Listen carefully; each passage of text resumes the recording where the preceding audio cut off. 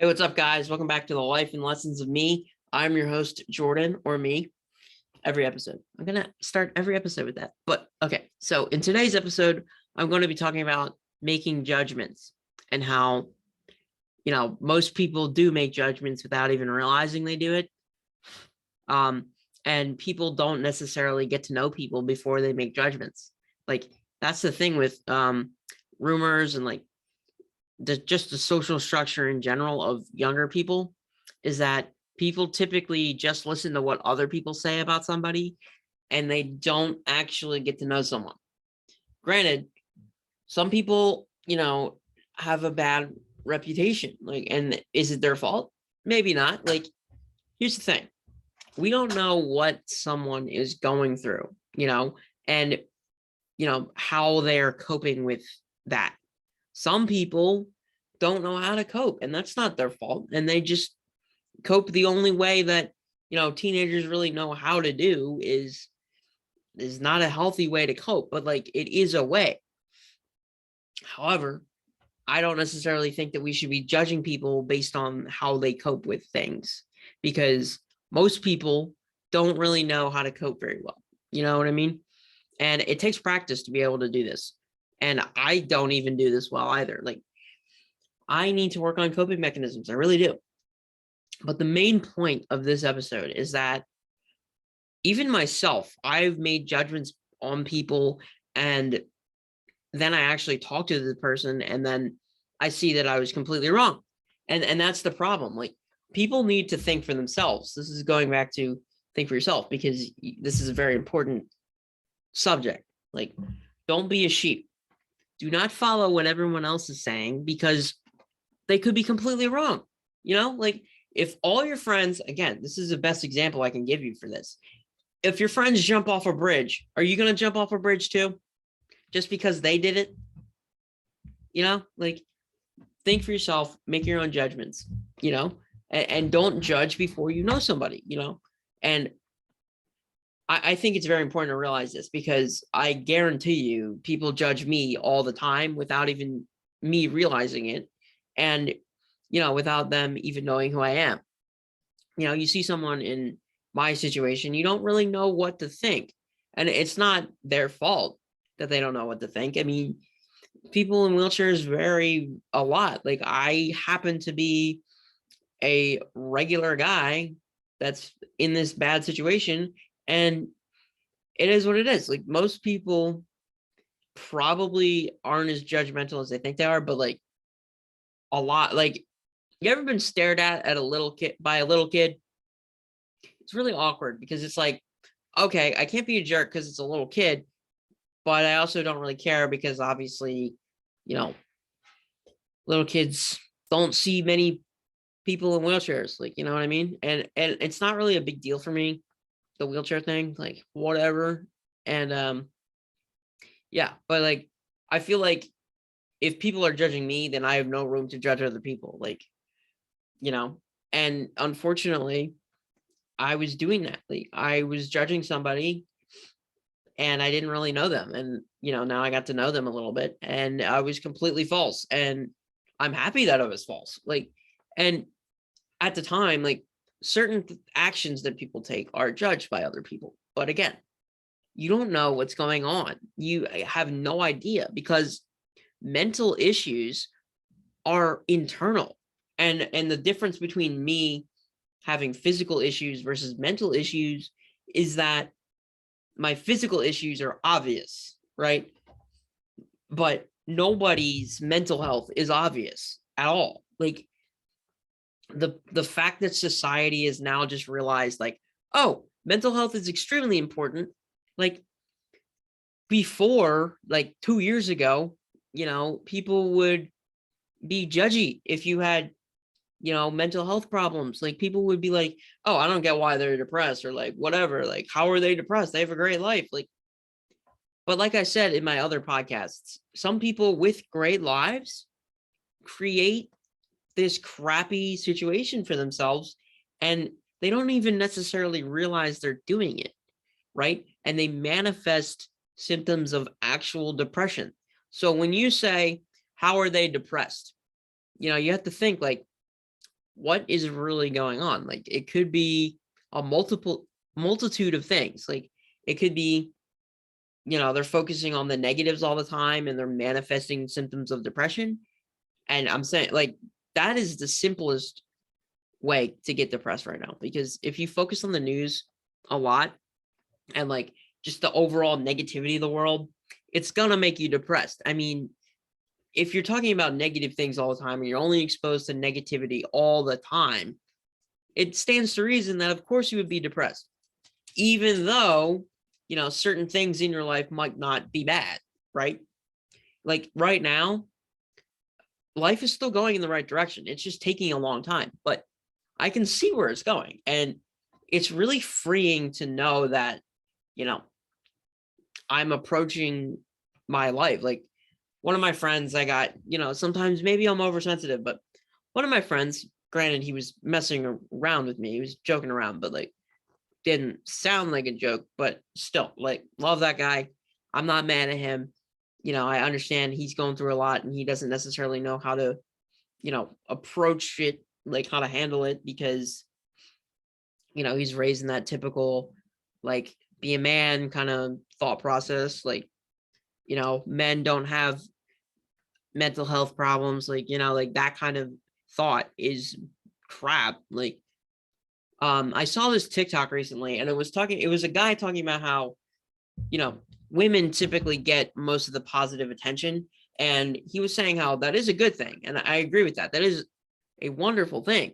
But he was also talking about a new perspective, like from men's perspective, there isn't as much support for us. And it's just how society has been organized for the last, I don't know, 60 years, since like the 50s, or even earlier than that. Like men are supposed to be this certain way, but I don't think that's accurate. I think, men for the longest time have been told to man up and just deal with it, and in terms of like manning up and like getting a job and working your butt off and stuff like that, like that's great. But like at the same time, you never have time to think about your mental health at all because it's not important to people, or like you've been told it's not important.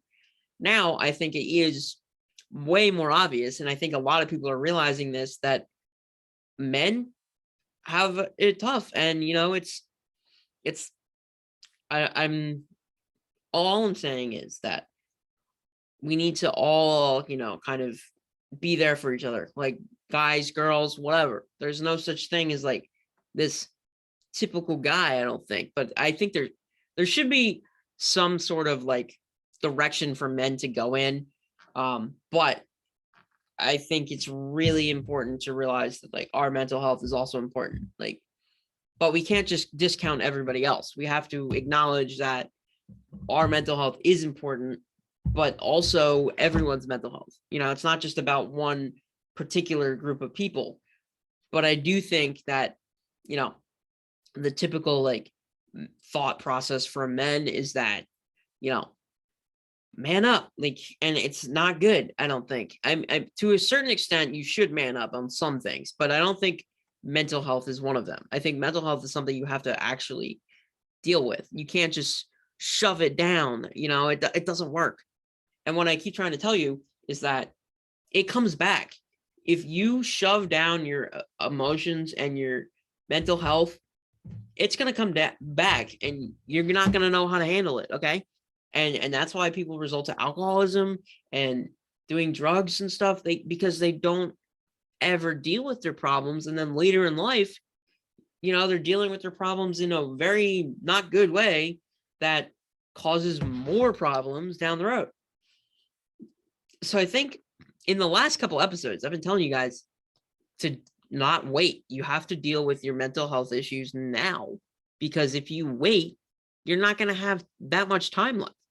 That's the thing. Like, as when I've become an adult, I've realized how much more, I guess, delicate life is. Like, you really don't know what can happen day to day. So you have to live one day at a time. And if, you waste time not allowing yourself to reach your full potential, it's counterproductive. Like it makes it harder to live. Like life is harder if you don't, number one, accept yourself and realize that whether you have mental health issues or not, you need to completely accept everything about yourself. You know, like I act like an asshole sometimes and I don't know why. I just do.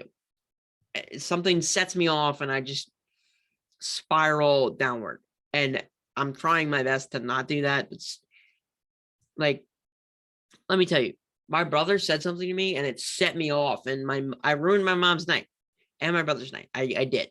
And part of me knows I intentionally did it after the fact. You know, like my brother said, be careful or whatever. He was riding on the back of my wheelchair and I lost it because I'm someone who has been aware of my surroundings a lot. And I just want my family to understand that they don't have to tell me things that I already know. I realize they're trying to be helpful, but I already know I have to be careful, and I already know I have to get out of the way of people because people don't see me, you know, and it's not their fault necessarily. Like if you're a slightly taller person than I am and your eyes are up here, like they're up higher, you typically don't look down, right? And the only time I ever run into anybody is when they walk into me.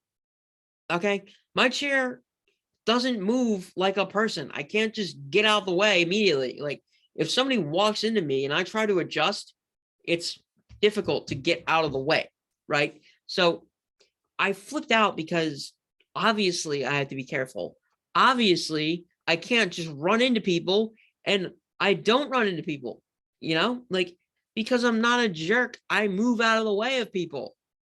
But the thing is, people should move out of the way for me, you know, like I can't control that, you know, this is my situation. I can't control that.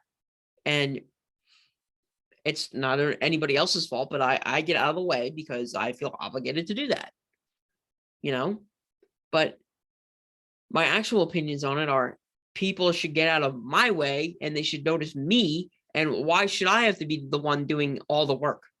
You know what I mean? Is that right of me to flip out on my brother? No. Could I have used my words and said, dude, thank you, I know. And then I don't know. It's like he goes, you hit so many people. I'm like, no, I don't, because I don't ever. And then I went around Longwood in public, driving around talking to myself, full speed, by the way. Didn't hit one person. Why did I do that? I don't really know, because I drove away. Like I went away from my parents, or from my mom and my brother. I just drove away because at that point, apparently I caused a massive scene. Like, whoops. And it's like, why did I not care? I really don't know. I can't tell you that, what the answer to that. But I mean, I just, once I go on that asphalt mode, it's hard to turn it off. And it's really kind of freaky because it's like, I know that I'm doing it, but I don't stop. Like, that's the thing. Like, how do I get to the point where I do stop, or I catch myself before I do it? Like, I think I just need to be more aware of what I'm about to say. Like, and again, I just feel like my mom and my brother don't trust me for some, like, is that correct? Probably not. But, you know, like my mom's at work, my brother's at school. They don't see what I do all day. And the fact that my brother keeps telling me that I failing out of college is ridiculous because I have, let's see, I have an A, probably a low A, and probably a B. You know, while it's bad that I had to even, you know, get put on academic probation, like I fixed it. And the lack of recognition of that from my brother, like, why do I need approval from him? Again, it's probably an older brother thing. Like, I feel like I was a bad older brother for the longest time and I'm trying to fix it. And he doesn't really seem like he acknowledges it. He goes, no, I know you're trying. I'm like, it doesn't seem like it, because the thing with him is he's my dad's kid, straight up. And, you know, sometimes my dad acts like that. Like, and it's not necessarily his fault. I'm not blaming him for that. But I just wish that my brother would see that he is like affecting me negatively. And I just like feel like all the effort that I'm putting in is not being reciprocated in the same way. But I don't know, maybe I'm just oversensitive, like my mom said. Like, the fact that there's no support at all or no understanding at all from the people that should support me and understand me the best, that's what's getting me. That's what is the worst part about any of this situation. Like, I just feel like there's a lack of trust in my own abilities. And I know that's crap because I know how great I am. And they obviously know how great I am because they're my family, but they just don't show it. And it sucks, but like, it's something that I have to deal with on my own because, I can't make them see my point of view clearly. I'm trying my best to. And when I say something, my mom like usually says the opposite of what I'm expecting her to. So that kind of makes me feel like crap too. But I owe a lot to my mom for teaching me about my emotional intelligence and like just in general emotional intelligence at all. Like, so it's like I'm grateful for my mom. I realize what she does for me, but at the same time, it's almost like I have no validation at all. And should I need that? Probably not. I just need validation from myself, and I have that. So I don't necessarily know why I need approval from my little brother and my mom, other than that they're my family, and then I should get that approval from them. But no, I get approval from my friends who know that I'm awesome and myself. And it's like, I don't know if they're refusing, if my brother's refusing to see how awesome I am or what the deal is. I don't get it. But every time I say something about like how great I am, he goes, no, you're not. Or like, you're full of crap. Like, I'm like, do you not see that I am respected by a lot of people for what my message is? Like, I'm not saying that I'm awesome because I just think I am. I've had people tell me how great I am. So I know that I'm great from myself and from other people, except my stinking brother. And my mom knows how great I am, but like it's off and on. Like, I don't know. She thinks I never shut up because I don't, because I'm smart. Like, okay, I don't know. I just talk a lot because maybe I have ADD or something. Like, I talk because I'm bored or want to occupy myself. I don't know. But going back to not judging people, for example, would you know any of that was wrong with me if I didn't just say that? No. And we need to go back to the be honest with yourself episode. And that's the first step. Okay. You have to be honest with yourself. Like, if people are judging you, it's not a good thing. Okay. You got to realize maybe they're judging me because of how I act. And you might know that's not who you are, but they don't know that. Like, people cannot read your mind. And I think some stuff is hard to share. It is. But at a certain point, you have to, because people are going to keep making those incorrect judgments of you based on your actions and not who you are. Your actions in a bad time of your life do not reflect who you actually are at all. And I go back and I reiterate all of this stuff a lot. We are not negative people. We do not start out as depressed people. When you're a baby, all you do is cry, sleep, and poop, and eat. 4 things. Yeah, okay, we're on the same page there. And then you go to like preschool and stuff, and you're just taken care of, and like you learn how to make friends as a little kid, and learn your shapes and colors and blah blah blah. It's like pretty simple stuff, not depressing at all. And then elementary school, again, all right, pretty good. You're just learning basic stuff, like 2 + 2 is 4. I thought it was 5, by the way, but it's 4 actually. And then you get to middle school and you're not a kid anymore. They squish your hopes, your dreams.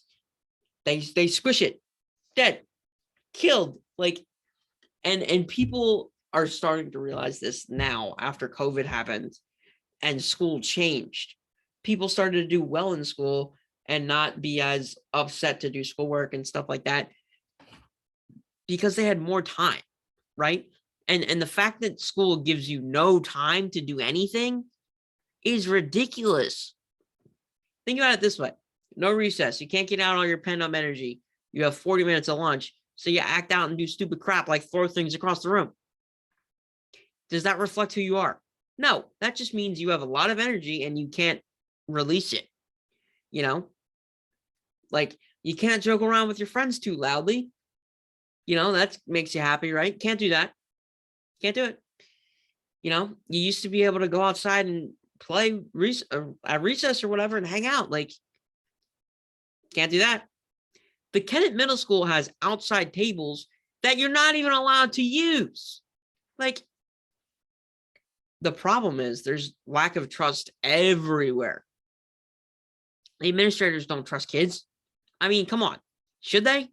The devious lick stuff? Like, we got to give them a reason to trust us.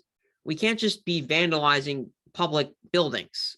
We can't do that. That's illegal. But anyway, I think school needs to change. We need to have a 4-day week. You know, we have to have less homework every day because, like, you're in school for 7 hours a day. Then you come home. Then you have to do, I don't know, 2 hours of homework. Not to mention the fact that you got to eat. You got to do your activities. You got to shower. You got to, like, do all that stuff. You have no room to do what you want ever until you get to college. And then you know what you want to do? Drink. Because it's like, what else is there to do? You know, after that, you have freedom. Everyone was getting their, you know, spirit crushed by school for the last, okay, if you start at 6th grade, 7 years. When you're a senior, you're finally free. And you go to college and you have freedom. And you're like, what do I do now? Because you don't know. Because you lost your freedom when you were 12, right? Think about that. That's 7 years, no freedom. If you start school when you're 6, then you're 12, like you have freedom from the ages of 6 to 12 and then dead. And then you're 19 and you're like, huh? Like, I don't know what to do. Like, it's been 7 years of no freedom, which is more than 6. See what I'm getting at here? You know, you're more used to having no freedom at all. And that's why I don't agree with strict parents at all. It's like, it doesn't make any sense. It just teaches your kids how to lie to you and manipulate, you know, what is going on. Like, they'll leave their phone in a freaking mailbox. They'll say they're going to a friend's house, leave their phone in a mailbox and not be there. Like, don't put your kid on a leash. Like, what the, that kind of thing makes me mad. Like, I feel bad for people with parents like that. I just want to, like, sometimes it's not even our fault. It's our parents' fault for raising us this way. And you know the saying, the apple doesn't fall far from the tree? It doesn't. You know, it's a lot of how we're raised as humans is we see our parents do something and we replicate it. That is how our brains develop. You know, monkey see, monkey do. That is what happens. You know, like, for example, if your dad left, if you don't have a dad, and you're a dude, chances are you might leave your, I don't know, like if you have a kid by accident, you might leave because your dad did the same thing to you, you know? And I think once we realize that, we won't leave. You know, you won't leave if you know that your dad, you know, that didn't necessarily force you to do anything, but you saw what he did and you replicated it. As simple as that. Like, but the problem is people don't realize any of this because they don't look inward into themselves and think, why am I like this? Or like, what is the point of me being alive? Like, you need to figure that out, because if you don't have that, what's the point? There is no point. If you have no purpose for being here, what's the point? You know, and that's what I mean by lowest low when I say that. You need to question your existence. And then you can build yourself back up. That's what I'm saying. Like, once you're questioning your existence, there is no lower low you can get to. There isn't one. And people say there is, but there's not. You know, this is just like people who are not emotionally intelligent. And that's the point of this podcast now, is to try and teach you this. I'm not ever saying that, the fact that people don't know this is like bad on them. It's just because they don't teach it. If nobody teaches you how to do something, you're never going to know how to do it. So I don't know, maybe I'm like a life coach. That's fine with me. But we can't make judgments about people when we don't know them. So I ask you, like, this is like my ask for this episode. If you have a bad judgment about somebody, try and get to know them. Sometimes your judgment is correct. Sometimes it's not, but until you try and get to know them, you don't know. Like my friend, he's going through a lot of stuff, and sometimes he acts like an asshole, but I know he's not one, and people judge him. They think he's an asshole.